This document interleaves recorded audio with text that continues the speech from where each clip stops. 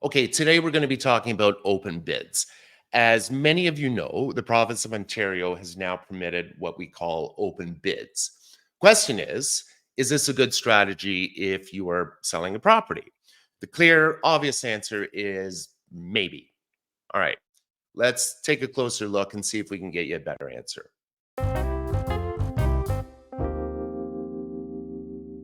For some context, the past number of years has seen a shift away from the traditional way of marketing properties, which was to price your property a little bit above what you hope to get and wait for a buyer to bring an offer. So we think it's worth $1 million. We're going to list at a million 20, throw up a sign, 10, 20 days later, you get an offer, nice and easy. The normal way of doing real estate in 2017 and 18, then especially during the pandemic, sellers began listing their properties far below market value and setting best bid dates, i.e., no offers until this date. We think the property we're going to, the property is worth $1 million. I don't know. We'll list it for 800,000. Don't bring me an offer until Tuesday. Okay. Now, the idea was to wait and get a number of buyers to bring offers all at once. So this is called hoping for multiple offers. One key thing to remember about multiple offers is the way the law stood, sellers were not permitted to share any of the details of the other offers with the buyers. So you knew your offer, you had no idea what was going on with the other offers. Then, in late 2023, the province changed the rules to allow sellers to opt for an open bid process when in multiple offers. So, put simply, this means that sellers, not the buyers, sellers, can decide to share some or all of the pertinent details of an offer with all the competing buyers. So, think price, closing date, conditions, any other details that you as a seller decided, except, of course, the personal details of the buyer. Now, some rules were set that sellers had to follow. So, number one, the need to be consistent across the board and act fairly in terms of what information is shared and with whom. So, think same details to everybody across the board that has submitted an offer. Number two, the need to tell everyone in advance if you as the seller are choosing to start with an open or a closed bid process. But number three, if the seller decided to change their mind midway through, and they can, they need to inform everyone of that change. So to recap, one, decide if you're going to start with open or closed. If you're going to be doing open, share the information fairly. And number three, if you decide to change your mind, tell everybody. Okay, so far so good.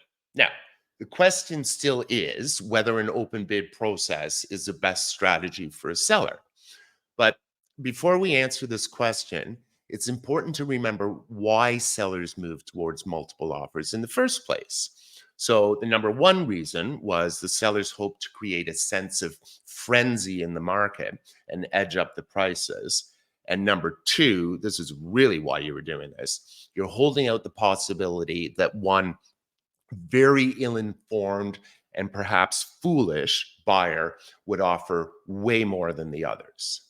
Now, if a seller decided to adopt a strategy to attract multiple offers and was successful, because it wasn't all the time, one of two outcomes would arise. The first outcome, the majority of offers would tend to be clustered in and around the same price and terms. So we've got 790, we've got 795, we're same closing more or less. So we're all clustered around. Okay. The second option or outcome that you would tend to get would be that you'd have that cluster, but there would be at least one outlier that was significantly more attractive than the rest. So to make things easier, let's call the first outcome cluster and the second outcome outlier. Cluster, they're all more or less the same.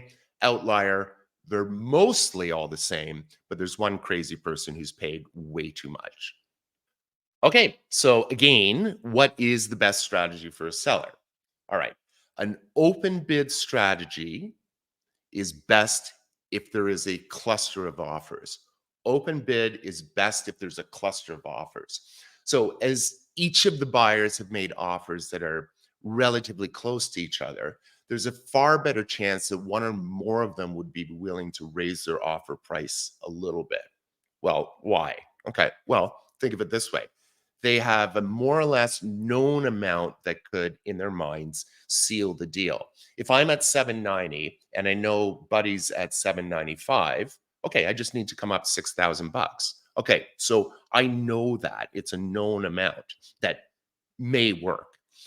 And number two, and this is critical, they have the comfort of knowing that they are not wildly overpaying and are close to what other buyers think the property is worth. Okay, so that's going to help loosen the purse strings. As an aside, I had a better than average track record during the pandemic in multiple offers. And I will tell you, when I was successful, there were 2 seconds of, hey, we got it.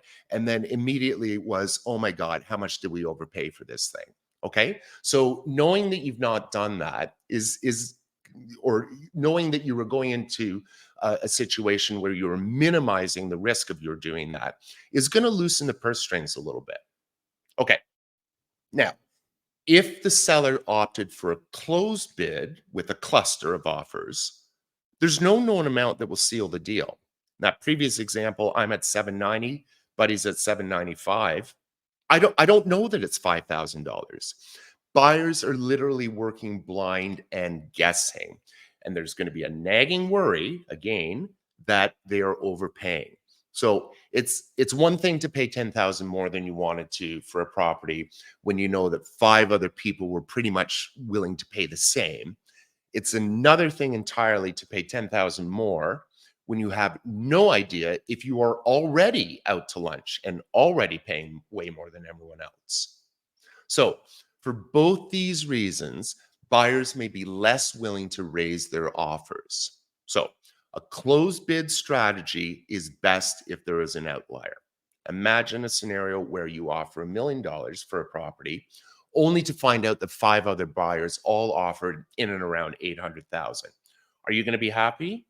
Absolutely not. And will you do anything possible to get out of the deal after it has been accepted? Why am I paying $200,000 more than the rest of the market feels it's worth? So, as a seller, you need to think about this, right? So, deposit checks don't materialize. Buyer says, sue me. Okay. Your buyer can discover all manner of BS and fictitious problems with the property and walk. All of a sudden, your buyer, surprise, surprise, didn't get a mortgage, was not approved. I can't close. Sue me. So, in an open bid scenario, sellers need to keep this very much in mind. A buyer finding out in no uncertain terms that they overpaid may very well become a serious problem for you. I think the best option is to start closed, then adjust to open if no outliers materialize. There are two things to keep in mind. You can change your mind so long as you tell and let everybody know. You can start one way and change your mind depending on how the offers play out. Number two, once the information is out, it's out. You can't put the genie back in the bottle. So starting closed protects the chances of getting an outlier, or think of it this way, it diminishes the chance that an outlier will see what everyone else is doing and then smarten up. If, on the other hand, everyone is acting responsibly and you have a cluster, you can open it up. You share the information and then start some horse trading in an effort to get the top offers to bring you something a little bit better, right? Now, there are lots of variables, of course, that will crop up, and every situation is unique, but all things equal, starting closed and holding the open option in your back pocket may be a seller's best option and strategy. Okay, so I hope you enjoyed this video and found it helpful. If you're considering selling a property, please feel free to reach out. Happy to help out. Now, the other thing is, if you've stayed this far into the video, please consider a quick like and a subscribe Takes you 2 seconds, and it really helps me out with our good friends over at YouTube. Thanks for watching, and we'll see you next time.